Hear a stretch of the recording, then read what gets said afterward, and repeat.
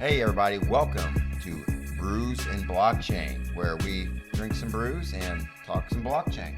I like it. Hey, I my like name's it, Brian. And my name is Ross. Hey, this is Brews and Blockchain. You probably know us from The Crypto Masters, where we have a podcast. But on Brews and Blockchain, we just drink some brews. We talk about blockchain, and today's topic is crypto gaming. Welcome to Brews and Blockchain. That's right. And Brian, gaming is so hot right now, especially in the world of crypto. I mean, when you have play to earn, you've got gaming guilds, which we recently reviewed, one of our top picks in the gaming guild world. Merit Circle. But yeah, it's huge right now, Brian. So we did the Merit Circle podcast, and it really got us just talking about crypto gaming, and that's what we're going to talk about today, because we're like, we got to just dedicate a show to this. Exactly, yeah. So, but it is Brews and Blockchain, so... All right, it's a little bit lame, but today's brews. This is a microbrewery, I think. I'm just kidding. So it's Michelob Ultra because I'm doing keto right now. Yeah, Brian's on a diet. Yeah. I don't know what that is. So I don't support it. But we got these kind of cool cans. It's the Charlotte Football Club inaugural season. I don't know, commemorative cans or something. Yeah. Very cool. You know, we're But close anyway, to Charlotte here, but it's beer it's beer. And we need it for our episode. of brews and blockchain. All right, Ross, crypto gaming. Like we said, we did Merit Circle, which is a crypto gaming guild. You know, tune in if you want to hear about that. But just, I don't know, just lately we did some metaverse shows, and we've just sort of, I think, both said, like, been convinced, like, this crypto gaming is really going to take off. Oh, yeah. I mean, you know, I think you've got some cool stats. I've got one here if you needed something like supportive evidence. But, you know, gamers, they're about 2 billion gamers across the world. And, you know, that's 26% of the world's population. Right. Just thinking about that. Yeah. And I think, you know, crypto gaming, especially play to earn games, which is all of crypto gaming, So, it's going to grab some of that market. well, that's the thing. Like, someone could say, so what? You know, there's Sony, there's PlayStation, there's Microsoft, you know, all these centralized games. So someone could say, so what? Why would crypto take that market share? Yeah. Exactly. And there's an answer to that, in my opinion. And Ross is definitely more of a gamer than I am, but the answer is, number one, you can win money, which is huge. We'll talk about that. And then number two is the things you buy and acquire in the games are yours. Yeah. You can take them with you. You can sell them. It's not, you know, still Sony. You buy a skin, Sony, I mean, you can't take it with you. Oh, it's stuck there. Right. Yeah. And we talked about this with Fortnite. Like I bought some, like they had like a cool Batman skin that came out, and I was like, Did you can't. buy it? Did you really spring for it? Yeah, 100%. What kind of question is that? Of course I bought the Batman skin. I get a little flappy cape when I jump around. But as Brian is, the point he's trying to make is, one thing he asked me is, oh, so what, does the skin give you extra powers? Can you sell it later? Can you? And, you know, my sad answer was, no, it's just kind of cool. So, yeah. Well, and we talked about on one of the metaverse shows, and I said this, and I thought about it later, and it really just sunk into me. So I do remember, like, when I was a kid, I learned poker at an early age, right? And I'd play with my brothers and my friends, and sometimes we would just play. You wanted something to bet, right? And so, we didn't have any money, so we'd get like matches. I don't know if you ever heard of this. You get a box of matches, you could dump them out, and then you could spread it out.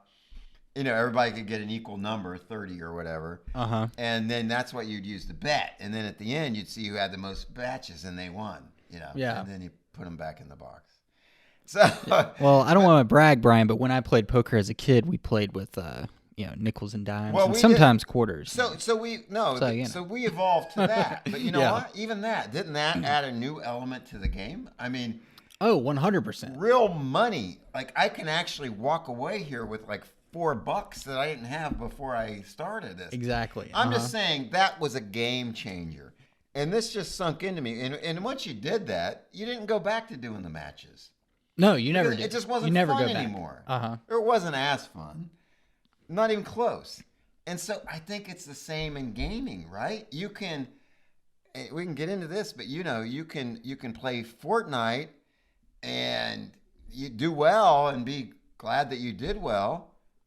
But what if you could play Fortnite and win money for doing well? And really, Fortnite, there are tournaments. You can enter and get in tournaments and play for the top prize. Yes. I forgot what the top prize was for a recent Fortnite tournament, like 10 million or something. But you're talking the top less than 1%. That's like saying you're going to be an NBA star, right? Exactly. Exactly. It's such a small percentage that it's not really for everybody else. But I know it's hard to win Fortnite, and to win being the one out of the 100 that wins. Yeah. But the whole crypto play to earn, I don't know how it's going to shake out on something like, as an example, Fortnite. Yeah, like a battle royale. Battle royale, yes. Uh-huh. So yes, obviously the one winner would win some very good prize of tokens, I assume, and those tokens, just like with Merit Circle, can be exchanged into real cash if you want to do that, or you can use those tokens in continuing to play. But my point, the market will say how that shakes out. But if you're a good player and you're one of the top last 5, let's just say, for example, in Fortnite, you'd probably win some tokens. The absolute number one winner would win the most. But you kind of podium. Podium exactly. Yeah. But to me, in deciding, will crypto gaming take off? It's a no-brainer.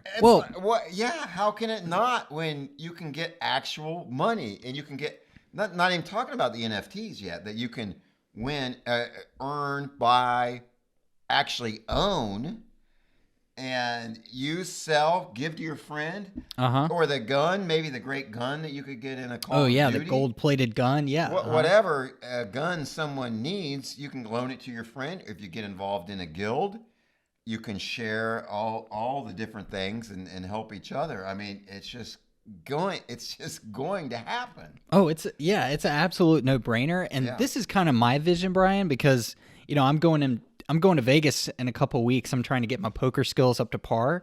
But obviously, I'm not a high roller. I'm going to go to one of the lower tables, where the blinds are small and I can kind of get involved and still have some fun. Right. But that's why I kind of envision for the future of crypto gaming is like it's going to be a casino. You have the small guys playing for everyone enters $5. Like let's say it's a Fortnite battle royale. Everyone, to enter the game, you chip in $1 or $5. Can you imagine the podium finish? Like, shoot, I finished with $30-$40 at the end. That's pretty solid. Yeah. And then you have the higher tier games. It's not just going to be either you play for nothing or you're in the top less than 1%. And you play for millions.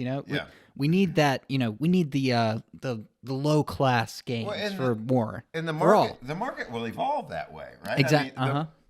The market is going to dictate, how that shakes out. But I agree, it's going to be. Some are going to be, hey, I'm really good. I don't mind paying this entry fee to win this much bigger prize. Yeah. But if I don't have that, I can enter into these smaller ones.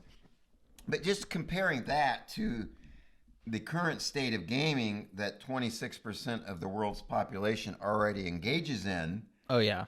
How is 90% of that not going to go to crypto? So we can talk about the barriers. There are some barriers of crypto. Yeah, absolutely. I mean, yes, we got to acknowledge that exists. I guess it's a little more difficult than going to Target, buying the console, buying the individual games and putting them in. I mean, in a sense, you can say that's not that difficult to do, other than the money that it costs. Yeah. So with crypto, you got to get a wallet. You got to get on a site or an exchange where you can buy the particular crypto asset that you then have to exchange for the token that game uses. Yeah. It's a little bit daunting, I guess, at first. But you and I have been in the crypto world now for years, and now it seems not daunting. Yeah, you kind of you get the groove of it, and Yes. you make such a good point. Like you can go into Target right now, even if you're trying to get in the metaverse, oh, I can go to Target, pick me up at Oculus, I Right. sign in, I'm good to go. $400. Yeah. Well, yeah, and Yeah. I do believe I'll make the argument that crypto has the potential to be less of a learning curve, because if you already have a laptop or even a smartphone, you can get into things such as Axie Infinity. Actually, maybe I'm overstepping that Axie Infinity. I don't think you can play on your smartphone, at least not that great of an experience. You need a computer, but more people have computers than they can go out and buy a new PlayStation 5, so Right. Yeah. Yeah, and it's constantly improving, getting better. It's really not that. I mean, if you're an absolute newbie to crypto, it's not that daunting. Don't be put off by it. Oh yeah. But there are some steps that you have to take that you don't. But because of the play to earn aspect and the actual ownership aspect of NFTs, it's such a no-brainer that it's just going to happen. And like you say, most of the 26% who are gamers are tech savvy that this isn't even going to be that intimidating for them. Yeah, and I feel like that's another argument for the kind of the gaming crypto market is gamers are already tech savvy. They're going to be able to transition over into this crypto world a little easier than most. Yeah. So yeah. I think so, Ross, for now in this episode, we're not going to get that specific into games, the existing crypto play to earn games, although we might in future episodes. Yeah. But I think this one is more like, we want to express to our listeners and viewers that we just think this crypto gaming is a no-brainer. It's going to happen, and we kind of want to tell you a little bit how we kind of see that, coming about. And so let's talk about some games that you've played. And I know we talked about on our Crypto Masters podcast about Merit Circle. We talked about how gaming guilds or gaming clans existed before the crypto gaming guilds. And I think you were involved in one. So maybe that would be a little bit instructive. Tell us a little bit how that shook out. Yeah, and I'll say one thing is very exciting to get to be involved in a clan. I would say it's not anywhere near a merit circle or anything very significant, but it's very exciting to get involved in a clan because you get people to train you. If you're going to be a part of our clan, you got to be good, so we'll train you how to work this and that. And at the end of the day, there's no incentive to get involved other than in a clan? In a clan, from a monetary standpoint, you're not going to get paid unless you enter, those less than, the really skilled tournaments that, or do some like side betting, but Right, but like we talked about on our show on Merit Circle, so the guilds, it is kind of like coming together as a team. And in the crypto world of gaming, the gaming guilds, you can't actually share the NFTs. So like we were saying, as an example, in a game like a shooter game, like Call of Duty, you actually could share with your teammate. Oh, you need a sniper rifle. Here, I've got, why don't you borrow mine? And hey, can I borrow your machine gun? Because I need that. I mean, that's just another step that makes this team thing, more meaningful. Well, exactly. And, just to show my example, my clan was in Halo 3. You went out there, played Halo 3. Sure Leave a comment below. But, I was at a lower level that I didn't have this cool skin that everyone in the clan used. So the guys were like, okay, like, I'll play on your character and level it up, over the weekend and get you that skin or something, Okay. So, well, that's kind but of under this new crypto model, they could just be like, oh, I bought several of those skins just for this occasion. So here you go. Bam. Right, and You're you in. know, you get your team together, and you share skins, you share weapons, depending on the type of game.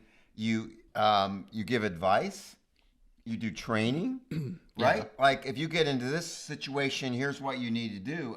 I mean, you know, there's just all kinds of ways that you're actually helping each other, and then you can share the profits, or it's totally different animal. And I think with gaming guilds, there's DAOs involved, so it's more formal. Yep, yep. In my clan scenario, it's very informal. We kind of planned to meet at this time, and there was no treasury involved, of course. So that wasn't managed or Right. anything. So I think the gaming guilds are going to be, more for the players who get really good, and can contribute something, and show their merit to the team, and hey, here's why I should be part of the guild. But so those people, once you get that community aspect of it, you just get more involved in it. And then I think for other players who maybe aren't at that level, still the fact that you're playing and can win some money or can own this skin, it's just going to be like, why would I do the other? Why would I do the centralized version of this when I can do this and actually own it? I mean, well, yeah, it comes back to your example.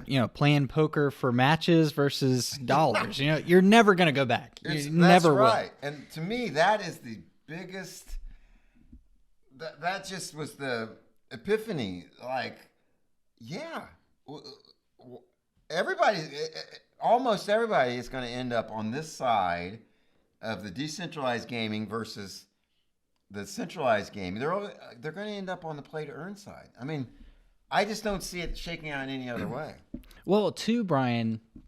I was never that good, but I'd follow like the bigger clans. And if I had the opportunity to invest in like, I'm already forgetting one of the clan names. One was FaZe. FaZe was a big Call of Duty Halo clan, and if I could ever like invest in this, I saw them winning all these tournaments. Like, Yeah. oh yeah, I would invest in Right. at least pump up the FaZe token. Right. And now I have the opportunity. Like, oh, the Merit Circle Guild, Yeah. Merit Circle Guild is doing so well. I can buy the MC token, Right. and get like some incentive from that. Like, I this is full circle, amazing stuff. I agree. So, I mean, the point of this Brews and Blockchain, I don't know if you've listened to any of our others, and we sort of talk about current things going on in crypto or something. But right now, crypto world has been pretty flat, pretty boring otherwise.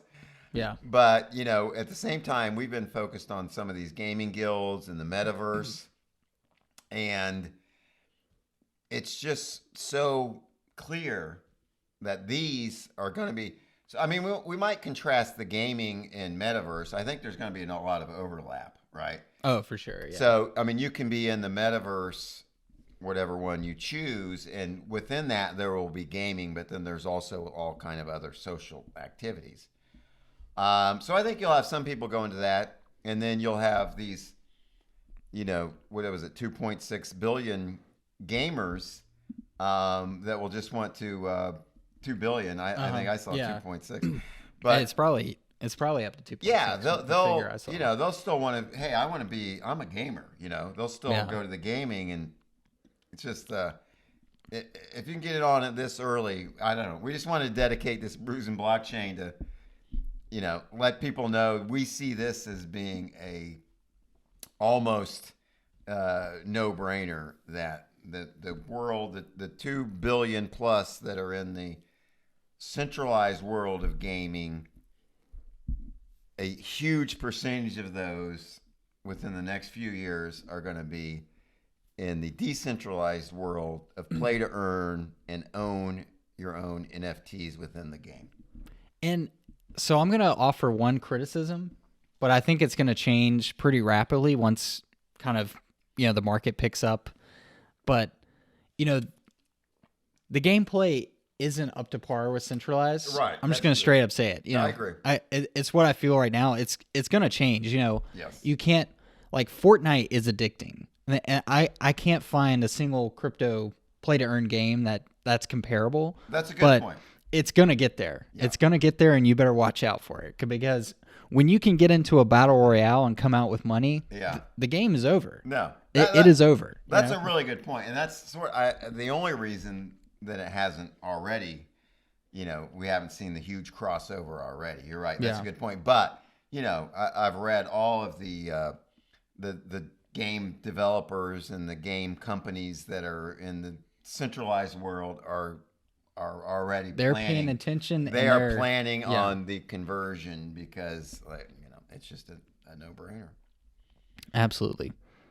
So, Brian, I feel like I just want to mention this real quick that, Jeff Bezos, a foundation for him to getting into Amazon is that he found a fact that the web was growing at a 2,300% per year rate. And this was, he said this back in like 2001 interview. So he was like, I have to get involved in the internet in some way. So he started Amazon. And I feel like you've got a similar figure in the gaming world that you saw, at least like what the gaming industry is, like how big of an industry it is, like from a dollar perspective. Yeah, well, so like you said, the number of players is 2.6 billion players out of 8 billion people on the planet, I think. Oh yeah, so 26% of the people in the world are gamers. Right. So the gaming industry is currently valued at 173 billion, and it looks like in the next 5 years it'll surpass 300 billion. So yeah, those are just huge numbers. And like you said, with Bezos back then, saw, wow, I got to get in on this. Yeah. Well, the statistics also, just separate from gaming, the crypto world is growing at a faster pace than the internet back then. Yeah. So it's like... And I got to say, I think that 300 billion mark in 5 years, I think that's low. Yeah. Compared to what crypto play to earn is going to generate. Yeah. I feel like that's the floor. We could see upwards Right. of that. So if this video and podcast are preserved 10 years from now, let's come back to this and say, I'll set a reminder. Let's see if we do one of those Twitter things. Give me a reminder in 10 years. If we're in front of this, because we are. I'm so, and we hope you are too. That's why we just want to do this Brews and Blockchain, because this is just a huge opportunity. And as you know, we're big believers in the blockchain, period. Bitcoin, the layer ones, all the smart contracts, things that they can do. 100%. Yeah. DeFi, it's going to change the way things are done, and it will. But those all have, hey, what ifs and what ifs and what ifs. But crypto gaming, man, it's just. Well, talked about. I don't want to beat a dead horse, but it's just, how can it miss? We're beating it, Brian. But one thing you mentioned earlier was that obviously crypto is kind of in a flat line right now. There's a lot of stuff going on in the world and in the economy. Just something like that. But gamers, I mean, I honestly want to say in a bear market, I would game more. They will game more, probably. I mean, when you think about the pandemic, gamers are always going to game. Pandemic, what happened? Gaming people more. I bought more video games. Like everybody did. Gaming went through the roof. I bought a. I don't know if I knew it was COVID. I had COVID at the time. I think I thought it was the flu, but that's when I bought a Nintendo Switch. I was like, I'm gonna be bored shut in my house sick, so I better go get a Switch and just veg out while I'm like sick. So. Well, I'll tell you what, Ross. So this was our general crypto gaming can't miss. Crypto gaming guilds are something to look into. We've already talked about metaverse, but maybe we'll come back either on Crypto Masters or Brews and Blockchain and get a little bit more specific with some games. Okay. Some crypto games that maybe some people might want to try out. I like it. Yeah. All right. Hey, everybody. This was Brews and Blockchain. We hope we've given you some good info. Not financial advice, but hopefully you had some fun. Yeah, guys, and check out thecryptomasters.com, your one-stop shop for all things crypto. All right. Thanks, everybody.